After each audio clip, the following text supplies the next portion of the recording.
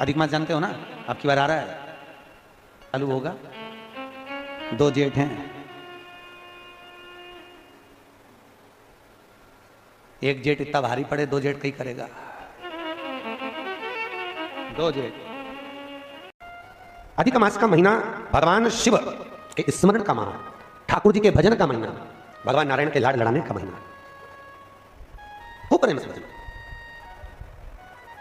जितना भजन कर सकते हो उतना, और काउंटर का नहीं कि कितना भजन करा है।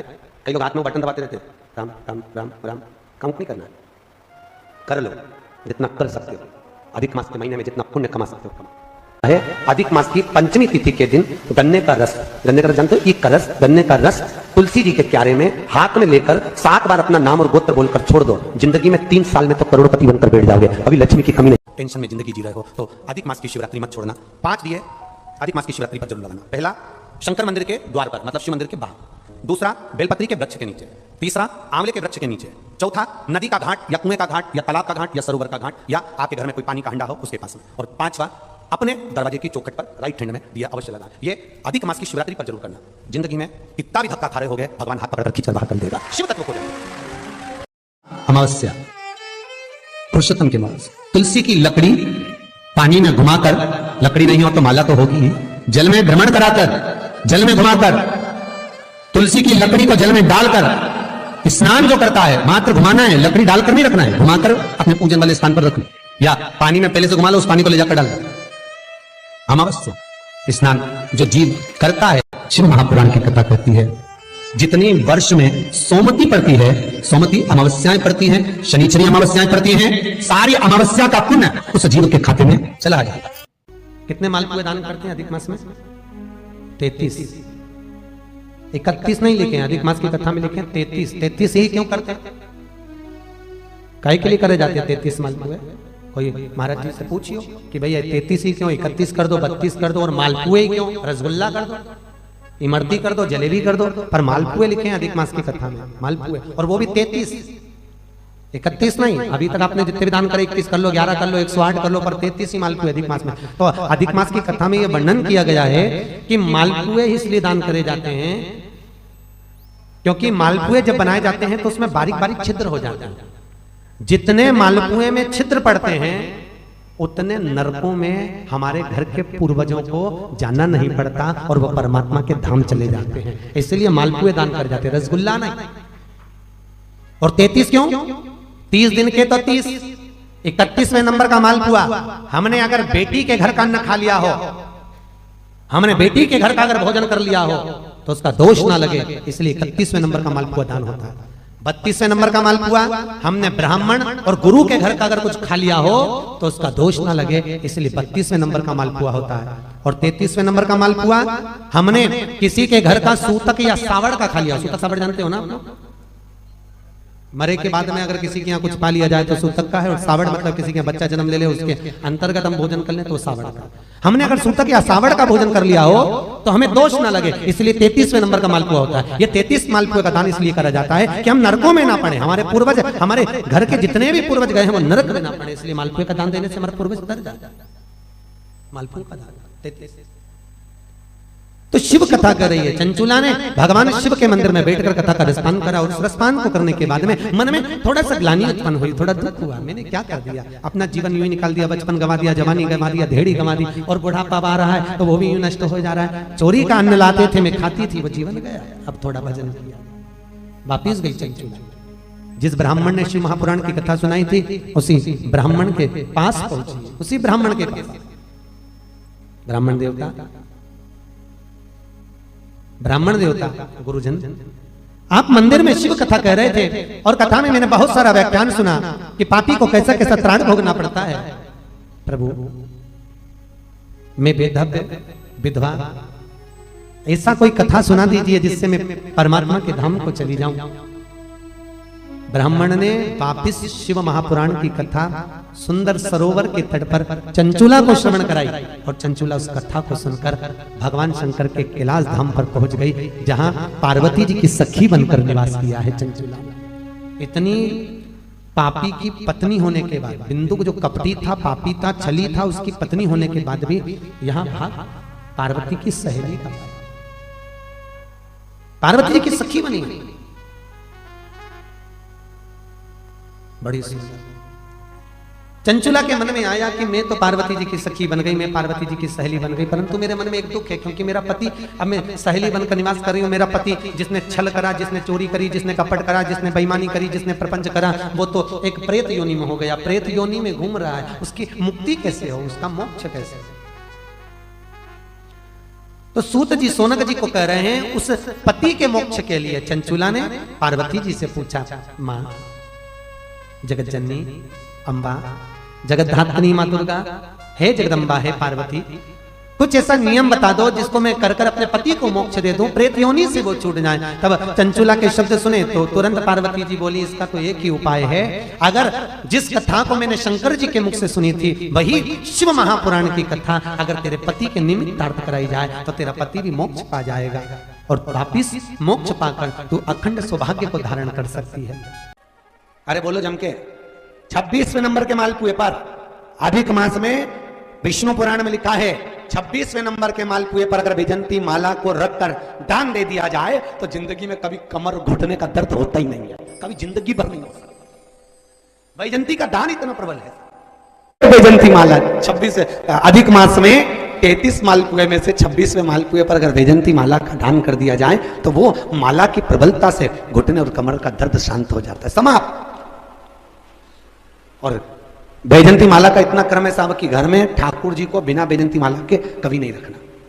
क्यों? शास्त्र कहता है हमारे घर में अगर किसी ने टोना करा, हमारे घर में हाय लगी, नजर लगी, या हमारे घर में थोड़ी सी भी परेशानी आती है तो वैजंती माला में जो मन के होते हैं वो अपने आप फटना चालू हो जाते हैं, टूटना चालू हो जाते हैं। 3 दान है वैजंती के। कितने दान? अधिक मास में 26वें मालपुए पर दान।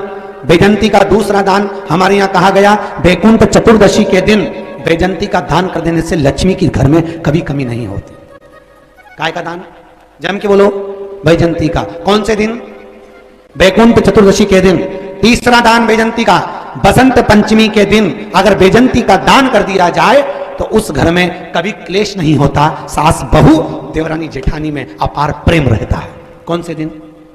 जम के बोलिए, बसंत पंचमी। 3 वैजंती के दान। पहला दान अधिक मास में कौन से मालपुआ? 26वां मालपुआ वैजंती का दान। दूसरा वैकुंठ चतुर्दशी के दान, किसके लिए? लक्ष्मी के लिए। तीसरा बसंत पंचमी के दिन वैजंती का दान, काय के लिए? घर परिवार में प्रेम को बढ़ाने के लिए। हिरण्यकशिपु ने वर मांगा था, ना नीचे मरूं, ना ऊपर मरूं, ना अंदर मरूं, ना बाहर मरूं, ना अस्त्र से मरूं, ना शस्त्र से मरूं, ना दिन में मरूं, ना रात में मरूं, ना नर से मरूं, ना परशु से मरूं, और ना ही मैं 12 महीने में मरूं।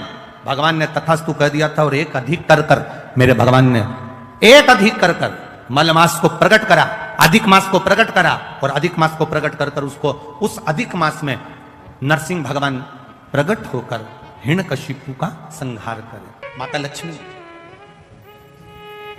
एक बार भगवान विष्णु से प्रश्न करी है कि ये सारा ठाट भगवान नारायण, आपको बैकुंठ का राज्य कैसे मिला? आप बैकुंठ के अधिपति कैसे बने? आपको जो बैकुंठ कैसे प्राप्त हुआ? राम जी महाराज, भगवान विष्णु आप राम जी के अवतार हुए, राम जी बनकर अपने अयोध्या का राज्य भोगा, कृष्ण का अवतार लिया, द्वारका का राज्य भोगा, मथुरा का राज्य भोगा, ब्रज का राज्य भोगा। आखिर आपको ये राज्य हर घड़ी, हर पल, हर क्षण कैसे प्राप्त होते हैं? किस तरह से? भगवान विष्णु से माता लक्ष्मी ने प्रश्न करा है विष्णु पुराण के अंतर्गत, और कुर्म पुराण में भी इसका वर्णन प्रश्न किया। यह आपको सुख कैसे मिल जाता है? आपको बैकुंठ का राज्य मिल गया, आपको द्वारका का राज्य मिल गया, आपको अयोध्या का राज्य मिल गया, आपको रावण की लंका दूसरे की थी वो लंका का राज्य आपको प्राप्त हो गया। ये कैसे प्राप्त हो जाता है? भगवान विष्णु ने अपनी धर्म पत्नी माता लक्ष्मी से कहा, लक्ष्मी मैं प्रतिदिन शंकर के शिवलिंग की आराधना करता हूं। लक्ष्मी जी ने कहा, क्या नाथ मैं शिवलिंग की आराधना कर सकती हूं? क्या मैं शंकर के शिवलिंग का पूजन कर सकती हूं, उसकी आराधना कर सकती हूं? भगवान कहते हैं, भगवान विष्णु ने माता लक्ष्मी से कहा, लक्ष्मी सारे देवी देवताओं ने अलग अलग शिवलिंग का निर्माण करा। किसी ने पारद का शिवलिंग बनाया, किसी ने मोती का शिवलिंग बनाया, किसी ने स्फटिक का शिवलिंग बनाया, किसी ने स्वर्ण का शिवलिंग बनाया, किसी ने हीरे का शिवलिंग बनाया, किसी ने पन्ना का शिवलिंग बनाया। तुम्हारी मर्जी पड़े, तुम वो शिवलिंग का निर्माण करो। माता लक्ष्मी ने सुंदर आनंद के साथ एक पुखराज का शिवलिंग का निर्माण करा और सुंदर माता ने उस शिवलिंग की आराधना और पूजन करना प्रारंभ कर दिया। अब क्या मिला माता लक्ष्मी जी को? लक्ष्मी जी को मिला क्या?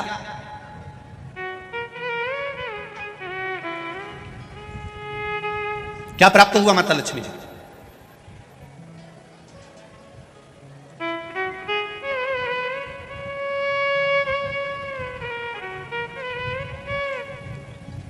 भगवान कृष्ण की प्रिया है राधिका जी, राधिका जी के प्रिय हैं भगवान कृष्ण।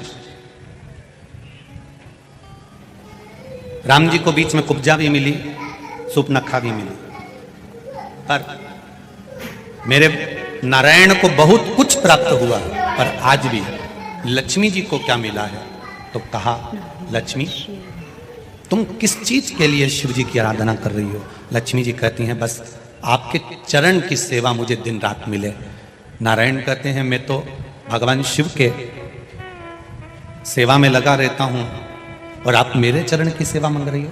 तो मेरे चरण की सेवा इससे नहीं मिल सकती। कोई देगा तो वो देवाधिदेव महादेव ही दे सकते।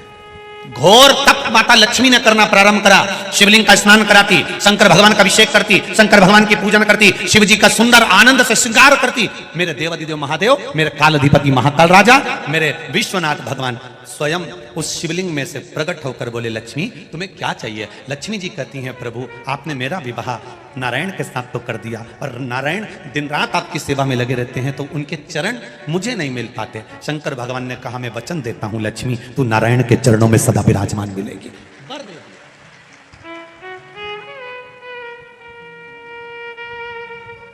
ब्राह्मण हो, क्षत्रिय हो, वैश्य हो, शूद्र हो, बच्चा हो, जवान हो, बूढ़ा हो, बेटी हो, बेटा हो, नारी हो, पुरुष हो, जो है अगर वो शिव की आराधना में लगा है, उसका मनवांछित फल की पूर्ति हुई है, प्राप्ति हुई है। और कोई तुमसे कहे कि स्त्री शंकर भगवान का आराधना कर सकती है, पूजन कर सकती है, तो दूर नहीं जाना। ये जो शिव पुराण है हमारे पास में, गीता प्रेस गोरखपुर की, उसका दर्शन मैं आपको करा देता हूं। ये शिव पुराण गीता प्रेस गोरखपुर की है, तुम भी बाजार से लेकर आना। इसका 73 नंबर का पेज निकाल कर पढ़ना विद्येश्वर संहिता में से। उसमें लिखा हुआ है, जो नारी शंकर भगवान का स्नान कराती है, श्रृंगार करती है, पूजन करती है, वो संसार सागर से मुक्त होकर मां पार्वती की परम सखी बनकर विराजमान होती है।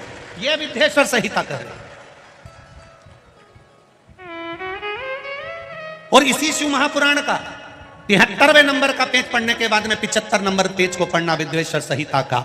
उसमें लिखा है, जो शंकर भगवान को जल चढ़ाकर उस जल का आचमन करता है, वो 3 ताप से दूर हो जाता है। ये मेरा निवेदन है आस्था चैनल वालों से। पन्ना मैं निकाल रहा हूं और उसको मैं लाइन से अक्षरों पर लाइन दिखा रहा हूं। मेरा निवेदन है, आप भी बताना कि शंकर जी पर जल चढ़ाकर पीने का कितना लाभ है।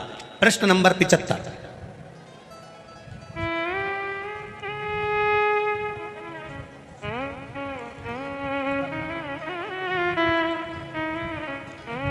अब आस्था चैनल से निवेदन है, और आप सभी एलसीडी पर ध्यान देंगे, और अपने अपने मोबाइल पर भी, जितने लोग टीवी पर कथा सुन रहे हैं वो मोबाइल पर सुनने वाले, वो जो लोग कहते हैं शिव जी पर जल चढ़ा हुआ नहीं पीना चाहिए, उसके लिए मेरे वेद व्यास जी लिख रहे हैं, पेज नंबर 75 विद्येश्वर संहिता, ध्यान रखिएगा। जो मनुष्य, उंगली पर ध्यान देंगे जो टीवी पर चल रही है, जो मनुष्य शिवलिंग को विधि पूर्वक स्नान कराकर उस स्नान के जल का 3 बार आचमन करता है, उसके कायिक, वाचिक और मानसिक तीनों प्रकार के पाप शीघ्र नष्ट हो जाते हैं। ये शिव पुराण। अब शंकर भगवान के शिवलिंग पर चढ़ा हुआ नैवेद्य, शंकर भगवान के शिवलिंग पर चढ़ा हुआ प्रसाद खा सकते हैं कि नहीं खा सकते? कोई कहता है महाराज जी स्वान की योनि हो जाएगी, कुत्ता बन जाओगे, कोई कहेगा ये बन जाओगे, कोई कहेगा वो बन जाओगे। अब उसको पढ़िए, पेज नंबर 75 शिव महापुराण विद्येश्वर संहिता। मेरी उंगली चल रही, वहां पर ध्यान देना। भगवान शिव का नैवेद्य अग्रह है। इस भगवान भावना को मन से निकाल दें कि शिव जी का चढ़ा हुआ प्रसाद नहीं खाया जाता, ये भावना मन से निकालें। शिव के नैवेद्य को देख लेने मात्र से भी सारे पाप दूर हो जाते हैं, खाने की तो बात ही दूसरी है। अब क्या लिखा है अगली लाइन, उसको खा लेने पर तो करोड़ों पुण्य अपने भीतर आ जाते हैं। आए हुए शिव नैवेद्य को, जो शंकर का प्रसाद है, शिव जी पे चढ़ा हुआ नैवेद्य है, अगर वो आपके सामने आ जाए उसको सिर झुकाकर प्रसन्नता पूर्वक खा लेना चाहिए। जो शंकर के चढ़े हुए नैवेद्य को ये कह देता है कि थोड़ी देर से खाऊंगा, वो पाप में लिप्त होता चले जाता है। यहां तक उसका वर्णन किया, वो मनुष्य पाप में बंध जाता है। इसलिए शंकर को चढ़ा हुआ नैवेद्य, भगवान का बस केवल नैवेद्य का दर्शन ही हो जाए तो जीव कोटि कोटि पुण्य प्राप्त कर लेता है। वो शिव तत्व है, ये शिव महापुराण है। अब आज के जमाने में नए नए पंथ बन गए, नए नए पंथ चल गए, तो उन्होंने अपने को उठाने के लिए शंकर जी की निंदा कर दी। शिव जी के मंदिर मत जाना, शंकर का प्रसाद मत लेना, शिव जी को देखना मत, शंकर के द्वार मत जाना।